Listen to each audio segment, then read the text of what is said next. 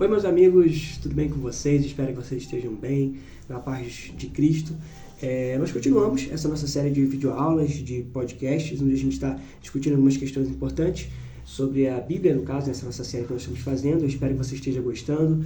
Se você quiser deixar nos comentários o seu feedback, o que você está achando, dúvidas que talvez possam ter surgido, porque também acontece. A gente está tratando de um tema que sempre tem, né, algumas nuances que a gente por vezes não consegue falar e por vezes fica meio devendo ali e pode gerar algum tipo de dúvida, então fique à vontade para deixar as suas dúvidas aqui também. Nesse vídeo, que eu vou tentar ser breve, a gente vai refletir um pouquinho sobre a Bíblia, como a gente tem refletido, e uma pergunta que eu trago para você nesse vídeo é: o que é a Bíblia para você? O que você está procurando quando você pega esse livro e começa a ler esse livro? O que você espera encontrar na Bíblia? Eu acho que isso é uma coisa interessante a gente pensar, porque isso vai fazer muita diferença para como a gente vai interpretar esse livro. Por exemplo, né, um livro de receitas. O que eu estou querendo quando eu pego um livro de receitas? Eu estou querendo aprender, né, como fazer algum prato de comida, alguma sobremesa que seja, de uma determinada forma. Então eu vou lá e pego o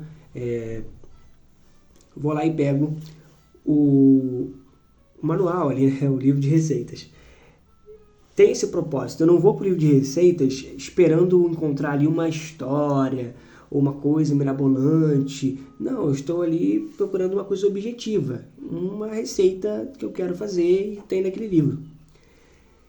Se eu vou para esse livro de receitas com outro objetivo em mente, que não seja encontrar essas receitas, é provável que eu me decepcione ou que eu deturpe o que esse livro quer dizer, né? Se eu tentar fazer esse livro dizer coisas que ele não foi escrito para dizer. Basicamente é isso. Então, se eu pego um livro de ficção, por exemplo, que seja um livro de história, de qualquer que for, qualquer que seja, não tem como esperar que ali vai ter uma receita de alguma coisa, necessariamente, porque é um livro de história, o autor não estava com esse propósito. Então é importante que a gente se pergunte o que a gente espera quando a gente pega esse livro, que é a Escritura, o que a gente espera encontrar ali. Isso vai fazer muita diferença para a nossa vida também. E a gente, por vezes, olha para a Bíblia, na nossa sociedade, como um simples manual, né? Como um manual de regras, onde você vai encontrar ali, passo a passo, você vai ler essas historinhas e vai encontrar as lições que você tem que pegar para sua vida ser melhor. Basicamente, o tipo de relação que a gente, assim, uma grande parte das pessoas tem, por vezes, com a Bíblia, é isso. É esse livro onde você vai encontrar algumas histórias, onde você vai pegar alguns detalhezinhos ali do que fazer, do que não fazer, para você ser bem sucedido. E isso é rebaixar a Bíblia, vamos dizer assim, é uma coisa menos do que ela de fato é. É claro que a Bíblia trata sobre questões morais, a Bíblia trata e tem princípios e histórias que nos ajudam também a entender como é a melhor forma de proceder ou como é uma forma não tão boa de proceder. Isso também está ali presente, mas o foco dessa palavra, desse texto, não é te dar uma vida mais bem-sucedida, e depende muito do que a gente entende como uma vida bem-sucedida também, porque é um outro ponto. Mas esse livro foi escrito com o objetivo de apresentar quem Deus é para o seu povo. Essas histórias têm como objetivo apresentar quem Deus é para o seu povo. E por meio de conhecer esse Deus, a gente também vai nos conhecendo por meio dessas histórias. A gente vai também percebendo nessas histórias coisas que ressoam na nossa alma, no nosso coração, anseios que também estão nos personagens e que também a gente percebe que também estão na gente. E por aí vai. E a gente vai vendo como esse Deus vai se relacionando com a sua criação. E um plano, uma história que vai sendo contada, e a gente já falou aqui em vários outros vídeos, e eu acredito que é bom a gente continuar frisando isso, enfatizando isso. A Bíblia está contando uma grande história, do seu início ao fim, de Gênesis a Apocalipse, tem uma grande história que está sendo contada. É importante que a gente entenda isso. Então é uma história que tem a ver com o relacionamento desse Deus com o seu povo. Então que você agora possa abrir esse livro, pegar esse livro, entendendo que ali você vai encontrar e buscando encontrar quem Deus é a cada folheada que você der. Entender melhor quem Deus é. E por meio de entender melhor quem Deus é, você vai também entendendo melhor quem você é, quem o outro é, como a realidade é. As coisas vão ficando mais claras. sem dúvida nenhuma. E princípios vão também aparecendo, que isso também podem nos ajudar a entender como é a melhor forma de proceder. Mas muitas coisas, e a gente tem essa mania, por vezes, de querer encontrar receitazinhas muito específicas, faça isso, faça aquilo para ter aquilo. E a Bíblia não necessariamente é o livro que vai nos dar isso sempre. Não é tão simples assim, tipo, só fazer isso, isso, isso e pronto. Só fazer isso, aquilo, outro, pronto. Não, tem coisas que são mais complexas.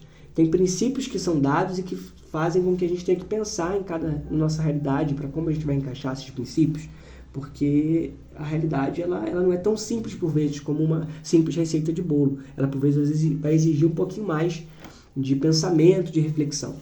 Então é só esse detalhe que eu gostaria de trazer nessa aula, que vai ser, como eu falei, uma aula mais rapidinha, só para a gente refletir um pouco sobre isso. O que você espera quando você abre a Escritura? Porque se você espera ver a Escritura como um manual para você ser feliz, você pode deturpar o texto. Se você vê a Bíblia como um manual para você ser bem-sucedido financeiramente, você vai deturpar o texto, você vai isolar certos textos fora de contexto e vai gerar uma série de complicações.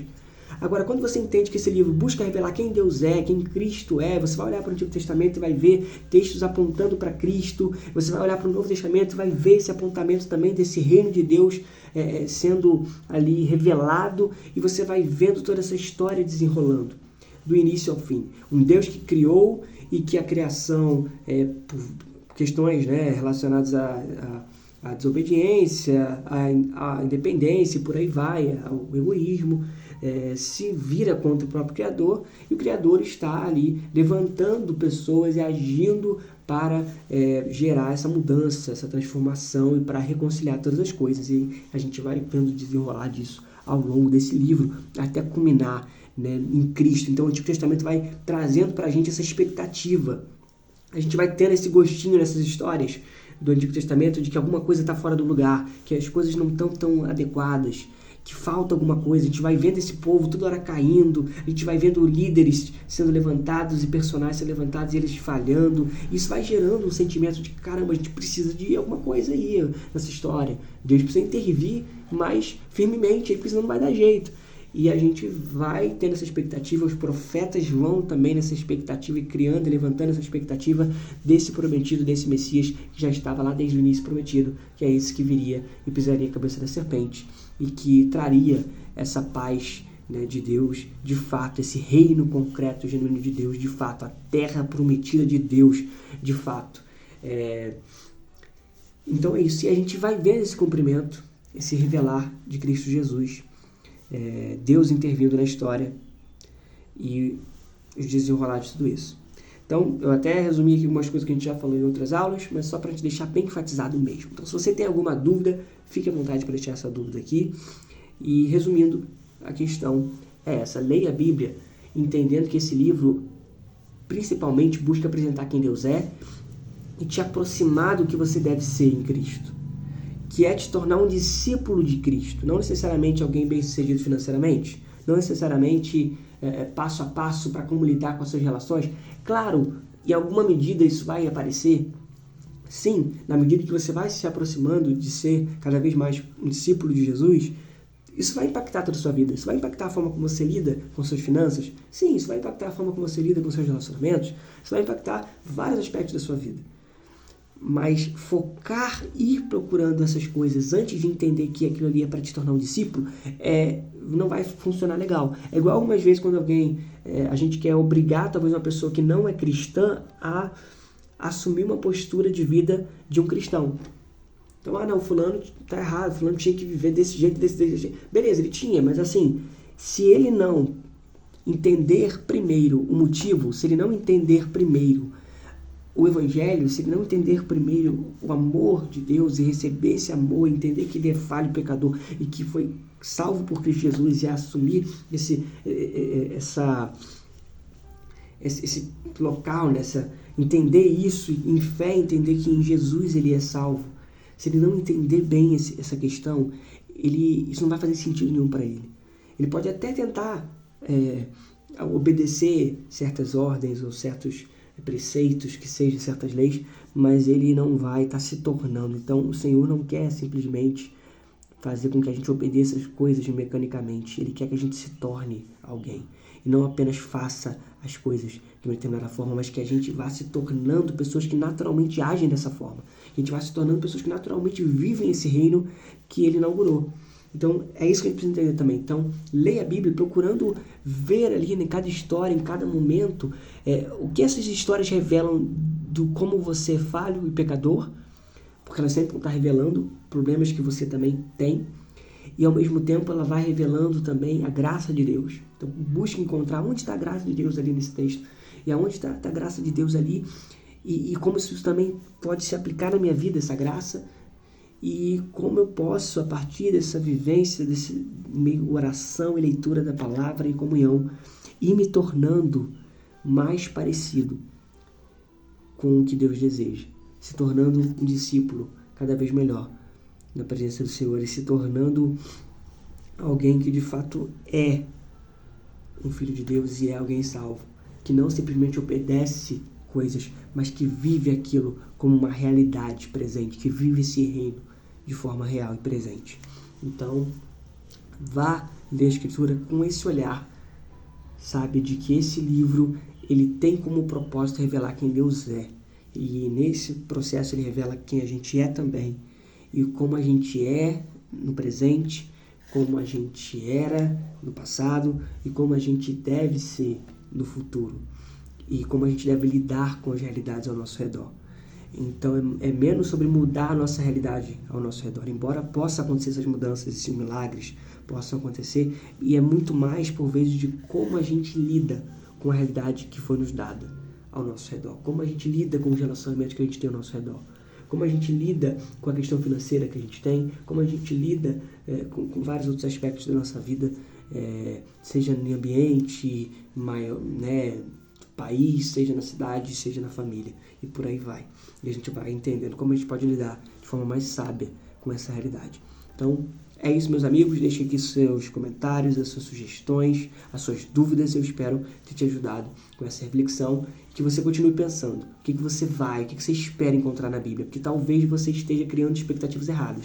Talvez você esteja buscando respostas na Bíblia para questões que não são o alvo do que a Bíblia busca responder. E que ela até pode responder essas questões que você está tendo, mas que a resposta vai exigir muito mais viagem, digamos assim, cavar muito mais a fundo. Porque, por vezes, o problema que a gente está levando para Deus, ele é só a ponta do iceberg de outros problemas que ele vai resolver na gente antes de resolver aquilo ali. Então, é isso. Por vezes, a raiz do nosso problema está em lugares mais fundos, e a Escritura vai ajudando a cavar isso, encontrar essas raízes desses nossos problemas mais profundos e de fato transformar, para não simplesmente remediar o nosso problema presente, mas para realmente trazer uma solução definitiva. Então a gente vê isso também, quando Cristo vem e traz essa transformação, essa ideia desse novo nascimento, é porque não era só tornar as pessoas melhores, era tornar pessoas novas.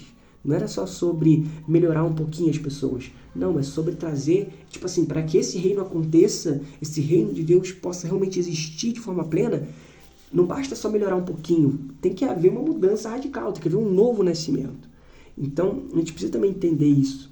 E é algo mais profundo, por vezes, do que a gente está imaginando, por vezes, que a gente está querendo. A gente geralmente quer soluções muito rápidas, muito instantâneas, principalmente na cultura que a gente vive hoje, mas algumas vezes o texto vai fazer com que a gente olhe e perceba que, peraí, isso que eu estou achando aqui que é o problema, eu estou querendo resolver isso aqui, eu não vou conseguir resolver isso aqui, se antes eu não olhar para a raiz do problema. Por vezes é o meu egoísmo, por vezes é a minha cegueira por determinado aspecto, por vezes são outros problemas mais profundos, tanto espirituais e de outras questões, que eu preciso olhar para Cristo e ser satisfeito nele, para que essas outras questões possam ser resolvidas na minha vida. Então, basicamente é isso. Eu já estou me alongando um pouquinho aqui, mais do que estava previsto, e espero ter te ajudado, e a gente se vê nas nossas próximas aulas.